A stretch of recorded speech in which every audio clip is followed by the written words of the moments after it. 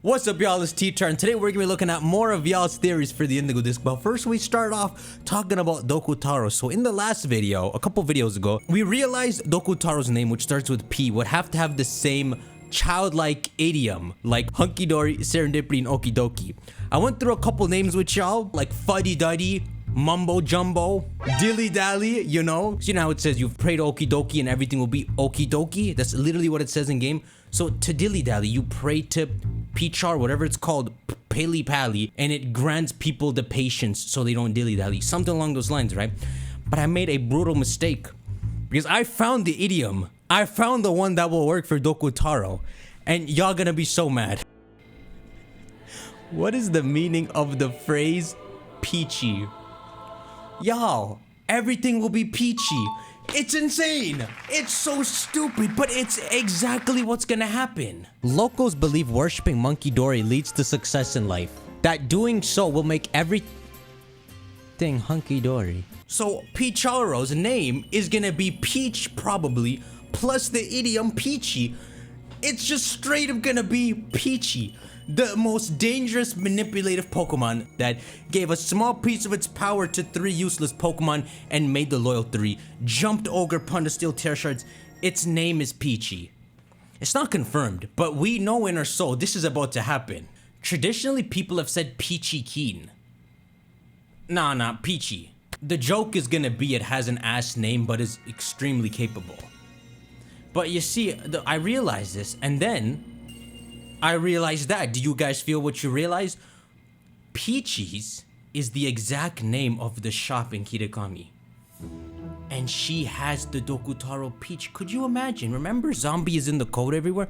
Could you imagine if Dokutaro manipulates like one person at a time? That granny isn't even real. Like that was her name's not Peachy. She was just literally Dokutaro.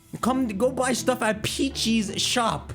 Or if it doesn't have to do with the crystal pool and Tropigus allowing you to see people who've passed away, maybe she's a real granny. But she has no business doing that shop crap. Dokutaro is just chilling in her mind and chilling in the center of Kitakami, watching the Hoi Loyal 3 crap go down. So imagine the scene when Kieran is up in front of Peachy's shop, feeling some type of way because he just overheard the story that Ogerpon is actually good. And right in front of her shop is where we lie to him and starts this whole chaotic downfall for him. And Dokutaro might be right there, under the name Peachy's. Well, her name is Peachy. The shop is Peachy's like McDonald's.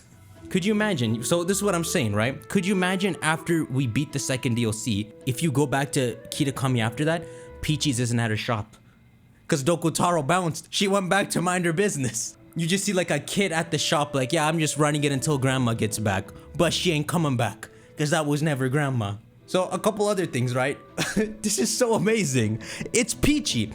Ku also tweeted something of interest. He tweeted a picture of the grandma and teased saying, she's sus. This fits perfectly with what I just said. If the grandma legit was just like a passive body Dokutaro was chilling in. Which also means, right, the moment you lie to Kieran, that Dokutaro maybe trades off into Kieran at that moment. Then Kieran later goes on to punch the shrine. Of course, Dokutaro can resurrect the loyal 3.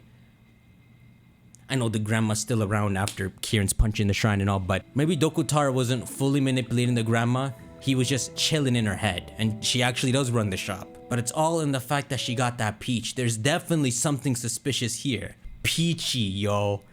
So Okie Doki's Pheasantipri Monkey Dory, their leader, Peachy. You encountered somewhere in the postgame, it's like level 80. You know, to even go with the whole Loyal 3 were bad, but they looked a good idea. Imagine Peachy's design, despite how manipulative we're hearing the context of it being. What if it legit looks hilarious and goofy? And what if it's bright pink and chillin', and you would not suspect what it's really capable of? Alright, that's enough on that. I have to hear y'all's thoughts on that because we just nailed it. Its name is Peachy. Let's go to y'all theories. Hydraplin prediction. Yo, T-Tar, I think Hydraplin will be just like Blood Moon Ursaluna. So when the data miners first saw Diplin could evolve, looking at the context, they did suggest it might be like Blood Moon Ursaluna. But he has a little twist on us getting it, which is after completing the main story of the second DLC, you'll be able to unlock the ability to invite Kieran to your clubhouse.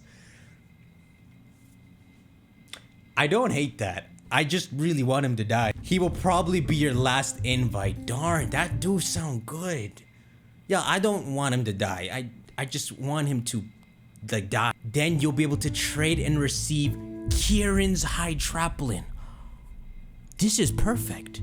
These are the strides they make you go through for like Blood Moon or Luna. Bruh, I spent like freaking 10 hours catching Pokemon because you have to get 150 to unlock the Blood Moon or Luna quest. It sounds like if you had to do something that tedious for this too to finally invite Kieran, that he just straight up gives you his Hydraplin. It would be sick to throw it into battle saying Kieran's Hydraplin. Aw, shoot. Maybe Kieran shouldn't die. Hey yo, but you know, we can still get Kieran's Hydraplin in other ways. Maybe Carmine, after you invite her as a guest, she says, hey, show me 200 blueberry Pokemon. And then after you do that, she trades you the Hydraplin. See, we can win-win. Zero Gate Lab's second door theory. The second door in the Area Zero lab might be how you get into the new area of Area Zero. So it does look like the second door, that's what it's for. But I don't want that to be the case because I want whatever we're about to experience to be something no one's been to before, aside from Sada and Tora potentially. To have the second elevator just take us there, but this could work in the sense that after you beat the second DOC, that second elevator now functions to go there. I think there should be another secret entrance to get deeper into Area Zero because it's just more mystical like that. Like I want to make it to the bottom and we're like hanging out with Briar and a couple others and kind of like solving the Reggie puzzle. You go to a special spot and you do something and it just opens up this like giant passageway. Or boys, just bring the pickaxes. About the Paradox's signature moves. Okay, so he's trying to predict the moves that Terrakion and Entei will get, which by the way, we've come up with great names for them. Some of y'all in the comments. For Entei, since it starts with the G, Gouging Seer. So Walking Wake and Raging Bolt, the second word is a nice small name for their element. So Gouging Seer works. I don't know why gouging, like that's so bloody. Isn't gouging like a crazy word? I feel like we might be messing up that first word. But whatever, so Gouging Seer, and for Terrakion, Iron Boulder. Not Iron Boots, bro. I never said that. So he kind of builds off that theme. Tachyon Cutter is like a steel type dual chop that can't miss. And then Thunderclap is like an electric type sucker punch. So pretty much the game people are playing is because Tachyon Cutter and Thunderclap are clones pretty much of existing moves, that the final two moves might be clones as well. So they're trying to figure it out. So his idea is a clone of Sacred Fire and Stone Edge that are more accurate but weaker. All right, I'm gonna take a guess at this too. So I'm gonna say instead of them getting signature damaging moves, that they get setup moves. So both Entei and Terrakion are physical attackers.